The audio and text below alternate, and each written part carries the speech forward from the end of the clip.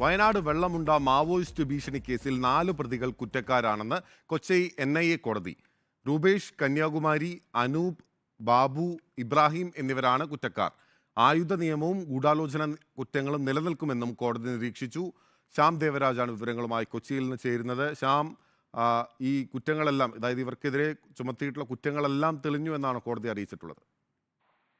അങ്ങനെ തന്നെയാണ്. 2014 വയനാട് വെള്ളമുണ്ടയിൽ ഇത്തരമൊരു മാവോയിസ്റ്റ് ആക്രമണം ഉണ്ടാകുന്നത്. മാവോയിസ്റ്റുകൾക്കെതിരെ വിവരം നൽകുന്നുവെന്നാരോപിച്ച് സിവിൽ പോലീസ് ഓഫീസറായ AB പ്രമോദിന്റെ വീട്ടിലെത്തി മാതാവിനെ തോക്ക് ചൂണ്ടി ഭീഷണിപ്പെടുത്തി എന്നായിരുന്നു 4 പ്രതികൾക്കുമെതിരെ ചുമത്തിയ കേസ്. ഈ കേസ് NIA ആണ് അന്വേഷിച്ചത്. എറണാകുളം കൊച്ചി NIA കോടതിയിലാണ് ഇതിന്റെ വിചാരണ നടപടികൾ ഇന്ന് പൂർത്തിയായതും. ഈ കേസിലാണ് 4 പ്രതികൾ കുറ്റക്കാരാണ് എന്ന് കൊച്ചി NIA കോടതി കണ്ടെത്തിയത്.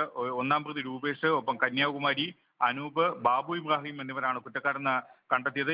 ഈ 4 പേർക്കുമെതിരെ UAPA നിയമം നിലനിൽക്കും എന്ന കാര്യവും വിചാരണ കോടതി കണ്ടെത്തിയിട്ടുണ്ട്. ഒപ്പം രൂപേഷിനും കന്യാകുമാരിക്കുമെതിരെ ആയുധ നിയമം, ഗൂഢാലോചന കുറ്റങ്ങളും നിലനിൽക്കും എന്നും കോടതി വ്യക്തമാക്കിയിട്ടുണ്ട്.